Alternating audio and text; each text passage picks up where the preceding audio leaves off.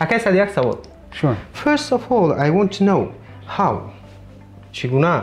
تکنولوژی هم قدر پیش نرفته است که مثل که سرود یا که ایردراپ یا بلوتوث من دانش رو برای تو پارت اف تایم تو رفتیم مثلا خروط زبان انگلیسی چی میشه؟ خروط میشه. یعنی بر عوض چی شما کار میکنید؟ در اون حالت کار تمام. یعنی برای یک تاجر مهم نیست که گراماتیک زبان انگلیسی رو دونه؟ نه. گیم زیدی گراماتیک آموزی بودم. یعنی اکثریت مردم برای چی زبان رو از خود میکنند وقتی که سر میکنند از روز اول از آموختن گراماتیک شروع میکنند. این به نهایت یک خطای کلان است. همون برمیگرده به سوال شما که راه آسان هست، راه آسان نیست. با خیرت باشه تا با بهترین ها باشه. آدم هایی که شبیه خودشان هستند خیلی شاد هستند و از دیگران شادتر زندگی میکنند. سلام دوستان عزیز، من احسان رضا هستم و به نهایت شدم چون درو برای شما هستم، شما را دارم و از آن که خودم را درو برای شما میبینم خیلی خوشحالم. امروز همصحبت ما هستند یک نفر بلاگر آموزگار، معلم زبان انگلیسی، مؤلفی لایحه زبان آموز سعدی طاهرزاده. سلام، خوش آمدید. سلام، سلامت باشید. خب فرصت داره تا با مخلصانتان با شاگردانتان ملاقات کنید؟ کوتاه. سلامت باشید. سلام علیکم بینندگان عزیز. تشکر زیاد برای دعوت. امیدوارم که یک صحبت به نهایت خوب می شود، هم به نفع ما هم به نفع تماشابینان و هر گونه سوالی که دارید از من آزادانه پرسیدن گیرید. هر چیزی که هست جواب میگردونیم تا اینکه یک صحبتی خوب شود برای بیننده. خیلی خوب. اکای صد یک سوال. چی سوال؟ عادتاً با همین عنوان نوارهای شما در شبکه‌های اجتماعی در اینترنت دور میزنند و خیلی محبوبیت و بیننده زیادی هم دارد. یعنی شما رو با همین عنوان میشناسند. اما من یک چند سوال دارم. I have some question for you. Several questions. Several. May I ask? Sure. First of all, I want to know how. چگونه شما راه یافتید؟ چگونه شما اومدید تا به اینجا که امروز شما رو صدها هزار نفر پیگیری میکند و مطلب شما رو میخواند و شما رو درسی شما رو گوش میکند و how is it؟ فکر میکنم این دو سبب دارد. یکم سبب این پای در همی است. پای در همی دادن همون نوارگذاری و درس کردن و با سوال های مردم جواب دادن و دوم این گوش کردن با اون چی که مردم میخواهند. چی میخواهند؟ بله. هر گونه سوالی که میدهند، هر چیزی که از ما طلب میکنند با آنها بگیم در موافقه درس تشکیل کردن بگیم با این مرتبه یعنی به این جامعه رو آورده رسان. زیرا هر چیزی که ما میکنیم برای مردم است، هر چیزی که ما میکنیم برای خواننده هست، برای زبان آموزان هستند و حتما که ما باید از اون طرف هم گوش کنیم، از اون طرف هم مسئولیت گیریم، یعنی یک فیدبک یا یک اون جواب از اون طرف باشد برای ما که برای آنها ما کار میکنیم. زبان که ما خودمون میدونیم، هر درسی که میکنیم برای ما نیست. کسی که زبان رو میدوند این درس های ما برای آنها نیست. کسی که میآموزد برای آنها است. برای همین با سوال های آنها جواب دادن این یک سبب و بگیم پای در همی، یعنی نایستادن، بس نکردن، دست نکشیدن از درس ها، این دو سبب داره که تو امروز تو صحبت شما اومدیم. ولی تصور کنید که شما وقتی که در یک اودیتوریا درس میگید، شما همگی برای 20 نفر یا 20 چند نفر درس میگید و همگی شما رو 20 چند نفر گوش میکنن و اما وقتی که شما نواری شما به اینترنت راه مییابد، در فضای مجازی دور میزند، میلیون ها نفر امکان دارن که درس شما رو گوش کنند یا مثلا بهره برن از حرف شما، از گپ شما.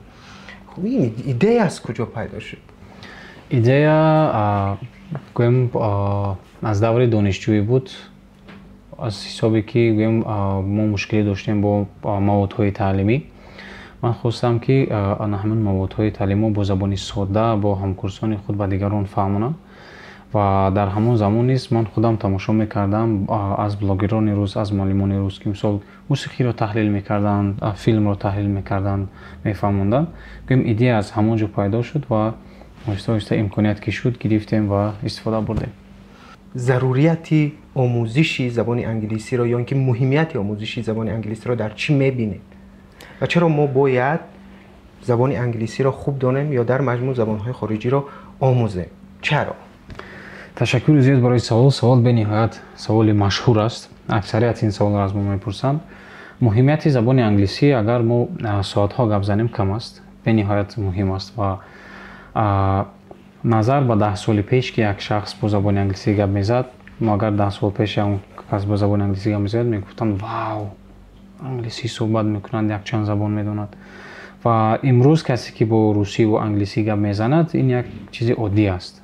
англисиро медонад, яъне як гӯям маҳорати иловагӣ ҳисоб мешавад. англисиро медонад, намедонад. ва фикр мекунам ки баъд аз 10 сол не 5 сол ё 3 соли ахир оянда касе ки англисиро намедонад, ин айб мешавад аллакай. در یکی از نوارهاتون شما گفتید که دانستن زبان انگلیسی یا آموختن زبان انگلیسی مثل برآمدن به کوه است. و اما تا کجا امروز دانشجویان یا اینکه شاگردان تا امروز دانش پسند و مشکل ناپسندند؟ تا کلا میبرایند؟ بله هستند. آنهایی که تا کلا میبرند هستند آنهایی که تو یک قله با خودشون موافق میبرایند. یعنی نه همه شاگردان گویم سطحی گویم نمو ششمی انگلیسی که 6 ساعت دارد، نه همه برای ششم تلاش میکنند، نه همه برای پنجم تلاش میکنند، لیکن من میبینم که آنها کوشش دارند.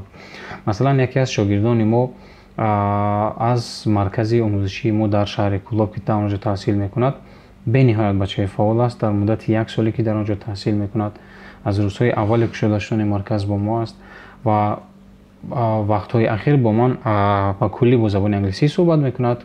زبان انگلیسیش به نهایت خوب شده است و میگوید که من تلاش دارم برای آن همون سرتیفیکاتی بین المللی گرفتن و تلاش دارم برای در خارج تحصیل کردن. این تلاش به نهایت بسیار دارد.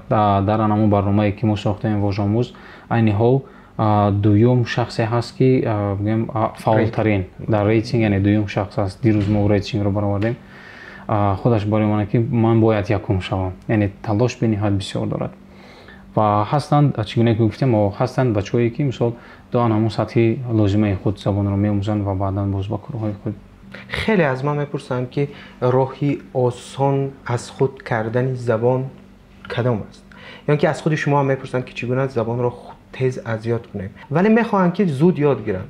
آیا واقعا راهی وجود دارد که ما در فرصتی کوتاه توانیم زبان انگلیسی رو یاد گیریم، از خود کنیم؟ آیا همین راه وجود دارد؟ پیش از آنکه به این سوال جواب بدهم، یک بگیم حکایه را برای شما نقل میکنم.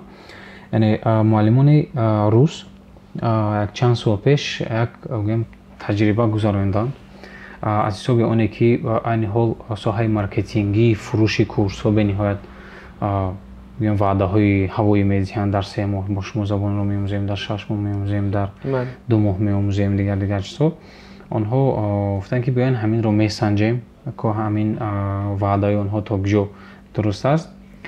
و در گفت آنها هم وعده کردند که در 3 ماه ما زبان انگلیسی رو برای شما می‌آموزیم، آزادانه صحبت میکنید.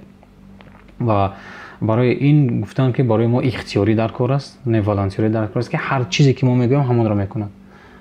گیم کارگری که نه که من 2 ساعت وقت دارم میام درس میخونم بعداً کار میکنم، نه. برای ما 10 نفر در کار که هر چیزی که ما گویم همون رو میکند و ما در نوبت خود وعده میکنیم که در 3 ماه میآموزم. و انا همین 10 نفر رو گرفتن، تماما بردن یک دولتی که همه زبان انگلیسی گپ میزنن، یعنی با اروپا بردن.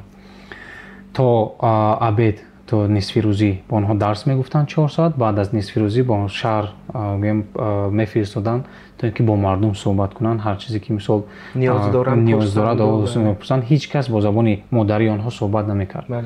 یعنی هر روز معلم ها هم خارجی، بیرون هم خارجی، انا همون محیط همه انگلیسی بود. بله. در مدت 3 ماه برگردانده آوردند، با دل خواه کسی که صحبت کردند آزادانه صحبت میکردند. اوید کدام موضوعی که نباشه صحبت میکردند. یعنی شما به این باورید که ما خلان در سطح گفتگویی صحبت کنیم، ما باید یک محیطی تماما خارجی داشته باشیم. بله. ما باید خارجی رویم. ما باید خارجی رویم. اگر خارجی رفتن نتونیم، ما میتونیم آن همون محیطی صنعی سازیم برای خود. سر کرده از همون گوشه تلفنی که مثال دارم اون رو با زبان انگلیسی میکنیم، فیلم هایی که تماشا میکنیم با زبان انگلیسی میشود، موسیقی هایی که گوش میکنیم با زبان انگلیسی میشود، مواد هایی که مثال میخونیم باید زبان انگلیسی باشن. یعنی تو چی درجه‌ای که ما میتونیم همون قدر ما باید محیطی صنعی سازیم. راه آسان آموزش نیست. بعضا عمل هایی هستن که کار را زودتر میکنند، لیکن راه آسان گفتنی گپ نیست. یعنی آسان مردم چی را در نظر دارد؟ من در 3 ماه گپ زنم، من در 2 ماه گپ زنم. اکثرا برای ما می‌نویسند که من گرین کارت بردم فرض کردیم و بعد 2 ماه باید به آمریکا روم. من باید در 2 ماه با من درس مبلغش مشکلی نیست، پرابلم نیست، لیکن من باید گپ زنم. خیلی نمیشه دانش را در سری تو جای تکنولوژی هم قدر پیش نرفته است که مثل که سرود یا که ایردروپ یا بلوتوث من دانش خود را برای تو پارت افتام تو رفتیم. مثلا زبان این چیزی است که شما باید مهنت کنید. هر یک کلمه‌ای که میشه شما باید اون رو از یاد کنید. چون که شعر از یاد میکنیم، مثلا غزلی 100 مصرع و دیگرش تو ما 6 ساعت ها صرف میکنیم، روزها صرف میکنیم، از یاد میکنیم. زبان هم همین است. هر یک چیزی که شما میگید آدم باید وای اول از یاد شود، در معنی شما جا شود، بعداً وای میبرد. یعنی ما با واسطه گوش و چشم اون رو وارد میکنیم، یعنی میخونیم بشنویم، بعداً از دهان میبرد. وای راه آسان نیست. هست بعضا متدولوژی، بعضا نوادهای خوبتر و بهتر، بعضا معلمانی که در تجربه درس میدهند، پرکتیکا میکنند، کار رو آسان تر میکنند. خب برای کار رو آسان کردن، یعنی برای آسان زبان آموزی کردن چی توصیه میده؟ تماشای فیلم یا من نمیدونم خوندن کتاب یا گوش کردن؟ حتما درس گیرند، حتما درس گیرند و با 1 ساعتی که درس میگیرند خانه نکنند، بس 1 ساعت زیادتر خودشون درس تیار کنند. بعداً چگونه که گفتم اما تو چی درجه که میتونن محیط صنعی تشکیل کردن اون محیط رو تشکیل کنن. یعنی اگر یک فیلم رو دیدند 1 بار 2 بار 3 بار با زبان روسی و تاجیکی، میتونن همون فیلم رو با زبان انگلیسی 1 بار دیگر تماشا کنن. از هر یک فیلمی که مثلا تماشا میکنن 2 کلمه 3 کلمه این هم یک نتیجه میشود. حداقل گویم شنوای آنها بهتر و خوبتر میشود. یعنی حتما به درس نمیشود. بعضن ها میگویند که من وقت ندارم، برای من یک نقشه خودآموزی میکنند. برای نفر که خودآموزی یک سطح معین دارد. شما باید یک مدت معین درس گیرید، یک زینه معین برایت، بعدا میتوانید خودآموزی کنید. خب اون درجه ابتدایی رو که ما در مکتب گرفتیم، در دانشگاه هم قسمی از آن رو گرفتیم. یعنی نیاز نیست که ما دوباره از ابتدا یا اینکه از ته کرسی سر کنیم. در اون حالت میشود که ما خودآموزی کنیم. حتما میشود. ولی هستن کتاب‌هایی که برای خودآموزی نوشته شدن، هستن ویدیو نوارهایی که برای خودآموزی نوشته شدن. مثلا با ویدیوهای من هم میشود آموخته زبان انگلیسی رو، لیکن دلخواه گیم آموزگاری آنلاینی که هست گیم درس میکند، اونها پای در همی نیستند. یعنی درس ها یک روز اویدی رستوران است، یک روز یک کلمه دیگر است، یک روز یک کلمه دیگر، اونها از هر کجا هستند. یعنی برنامه پای در هم نیست. برای همین درس گرفتن یا که یک کتاب رو خوندن این است میگیم پای در همی. شخصی که خودآموزی میکند و میتونه در همون کتاب‌های آمریکایی هست با مانند انگلیش فایل یا که هدوی، با اونها میتونه خودآموزی کند. مشکل است، لیکن اگر یک سطح لازمه داشته باشد، در اون کتاب هم آدیوش هست، هم در پشت کتاب همون گراماتیک ساده کرده فهموده شده است. سو میتونه خودآموزی کنه، لیکن مشکل میشه. البته که استاد لازم است، راهنما نفری لازم است که ما را 100% برای که در زبان انگلیسی هست فرض کردیم کلمه‌ای که قاعده‌ای که نوشته میشود و این قاعده رو تو از خود میکنی و بعد از 1 صفحه همون قاعده میاد در اینجا میگه که این قاعده کار نمیکنه. بله. در اینجا ما میتونیم راهبو بزنیم. یعنی برای چی این خلاص برای اینجا هم این سوالا رو دوست داشتم. همین رو میخواستم، عیناً همین رو میخواستم که از شما سوال کنم. یعنی دانستن گراماتیک زبان انگلیسی برای ما چی کمک میکنه؟ مادامی که ما در سطح گفتگویی صحبت کرده میتونیم، ما خارجه میرویم کارمون رو بود میکنیم، گپمون رو میزنیم و میشنویم. یعنی ما مشکل نمیکشیم برای اون که ما در کوچه به قول در کوچه نمیمونیم. یعنی ما گپمون رو گفته میشنویم، ولی گراماتیک برای ما چی کمک میکنه؟ من از دور دانشجویی گیم این طرف گیم زیدی گراماتیک آموزی بودم. یعنی اکثریت مردم برای چی زبان را از خود میکنند وقتی که سر میکنند از روز اول از آموختن گراماتیک شروع میکنند. این به نهایت یک خطای کلان است. باید نگاه میکنیم با خودمون، من شما محترم نواربرداران، ما چگونه زبان تاجیکی را آموختیم، زبان مادری را. یعنی 2 سال فقط گوش کردیم، پدر و مادر گپ زد، برادران گپ زدن، خواهران گپ زدن. ما گوش کردیم، بعد از 2 سال پدر تا آچه اون کلمه شکسته گفتیم، اونها به حال ما نخندند، برعکس گپ زدن، یعنی خرسند شدن. بعدا ما 5 سال دیگر تجربه کردیم زبان را، گپ زدیم، پر را خوب گپ می‌زدیم. اویدی همه ساحه در 7 سالگی بعد با مکتب رفتیم. در مکتب هم 4 سال دیگر ما فقط نوشتن و خواندن رو یاد گرفتیم. نوشتیم خوندیم، نوشتیم خوندیم. بعد از 4 سال دیگه در صنف پنجم بعد یکم درس گراماتیک میگیریم. این خیلی از هوا نیست. یعنی گراماتیک برای ما برای گپ زدن مهم نیست. گراماتیک برای آن همون کارهای بعدینه در کار میشه. این وابسته به مقصد میشود که شما چی مقصد دارید. اگر عالم شدن باشید و کتاب نوشتن باشید و برآمد کردن باشید در سطح بین المللی، حتما که این چیز در کار است. یعنی برای یک تاجر مهم نیست که گراماتیک زبان انگلیسی رو داند؟ نه، در قدم های اول مهم نیست. بعضا هست آن همون گراماتیکی که به آن نام میشود، یعنی قاعده های عادی آن همون سه زمان عادی حاضر آینده گذشته زمان های پرزنت سیمپل آن همون عادی ها. این گیم چیزی است که این یک قسم انگلیسی است، به این نمیشود. همون ها رو اگر از خود کند این کفایه هست تا یک درجه معینی صحبت کردنش. اگر کارش علمی باشد، کارش نوشتن باشد، ژورنالیست باشد، بیم روزنامه‌نگار که دیگه از که با نوشتن سر و کار داشته باشد یا مکتوب فرستاد، در اینجا حتما در کار میشود گراماتیک. در اینجا حتما در کار میشود و این هم در زینه‌های بالایی میشود. در آنمون 6 زینه‌ای که هست از سیوم بالاتر بعد گراماتیک کمی مهم میشود دونستنش و استفاده بردنش. اینجا یک مسئله دیگر هست آقای سعدی که آموختن 50% کار یا اینکه نیمی کار، ولی فراموش نکردن نیمی دیگر.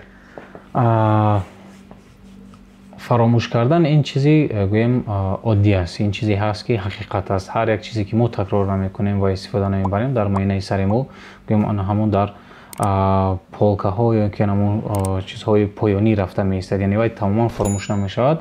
لیکن برای آن رو به یاد آوردن ما باید یک کم دیگر تکان دهیم، معینه خود رو اون رو خونیم از هر یک بار دیگر نشون دهیم که چون این اخبارات در معینه سر ماست. یعنی همه چیز فراموش می‌شود. ما بعضا همسینفونی داریم که 11 سال منها صحبت کردیم و بعد از 10 سال می‌بینیم نامشون رو فراموش می‌کنیم. میگم تو کی بودی؟ برای ما بعد در زبان تاجیکی است که کیجان. وقتی که شخص رو نامشون نمی‌زنیم کیجان یا که دوستی عزیز فقط آدم خیلی میگه. نسبت زبان فراموشی این هم یک چیز عادی است و برای همین تست‌های سرتیفیکات‌های بین‌المللی که هستند تویفل آیلتس اونها هم 2 سال مهلت دارند. یعنی اگر شما حتی 120 بال گیرید از همه بلند 120 بال تویفل گیرید بعد از 2 سال وای ناکاره میشود. آقای سعدی ما چیکار کنیم که اون چیزی که ما از خود کردیم فراموش نکنیم؟ تکرار میکنید. همون گویم اگر تکرار کم نکردید صحبت نکردید با دیگران حداقل باید گوش کنید. یعنی یکی از راه‌های استفاده همون زبان رو باید شما قطع نکنید. یعنی وقتی که شما تماما استفاده نمیبرید همه راه‌های استفاده همون زبان قطع میشود. یعنی با زبان ترکی هم من چنین مشکلی دارم. یعنی من یک چند سال پیش با زبان ترکی خوب صحبت میکردم و وقتی که با تاجیکستان من تماما صحبت نکردم و ترکی بگم قریب که فراموش شده است، یک 90% فراموش شده است. یعنی شما میتونید یک فیلم بینید با همون زبانی که مثلا از خود کردید، انگلیسی باشد، روسی باشد، ترکی باشد، یک فیلم بینید با اون یا اون مقاله خوانید. یعنی حداقل در یک هفته یک بار باید آن همون چیز باشد. یعنی مناسبت میگیم یک کانتاکت با همون زبان باشد، یک عمل شما اجرا کنید، یعنی تکرار کنید. با این همه نواری که شما در اینترنت میگذارید و اینقدر بیننده دارد و بازنشر میشد و چی میدهد برای شما؟ چی میگیرید؟ یعنی بر عوض چی شما کار میکنید؟ در اول وقتی که من شروع کردم فقط نیتم مواد تاجیکی بسیار کردن بود. یعنی من به خودم میگم که همین میسیای من در همین بلاگینگ تاجیک گویم که در همین ساحه زبان انگلیسی تاجیکی مواد تاجیکی هر چیز زیاد کردن است.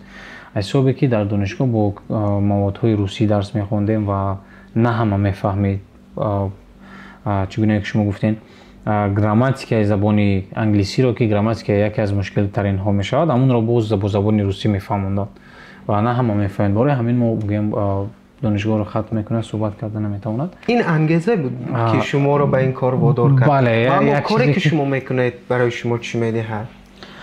این حال درآمد میدهد. این حال ما درآمد داریم از حسابی که مرکز گشودیم. این حال درآمد دارد حسابی که ما درس‌های فردی میگذرانیم با یک کس نیم کس و کتاب هم چاپ کردیم. درآمد دیگر کمی گویم از کتاب داریم. گیم زندگی از این میرود لیکن 100% نه، برای که من اوضاعم در ساحه سیاحی کار میکنم. گیم درآمد اساسی از ساحه سیاحی است لیکن یک کمی درآمد دارد و حالا هم درآمد نوار ثبت میکنید؟ این حال نه. نه یعنی همون انگیزه، همون شعله بله که شما رو تکان میدهد و شما باید یک بله. چیز برای که نتیجه بسیار دیدم. هر یک کاری که شما میکنید احسان جان، شما میدونید که هر یک کاری که میکنید و نتیجه میبینید، این شما رو باز دوچند هوسمند میگرداند. بله. برای که اکثرا معلمانی هستند که این حال این بلاک های خود را کشیدند، آموزگار شدن آنلاین، اونها میگن که ما شما رو دیده سر کردیم، یعنی ما شما رو دیدیم که شما توانستید کردید، ما سر کردیم.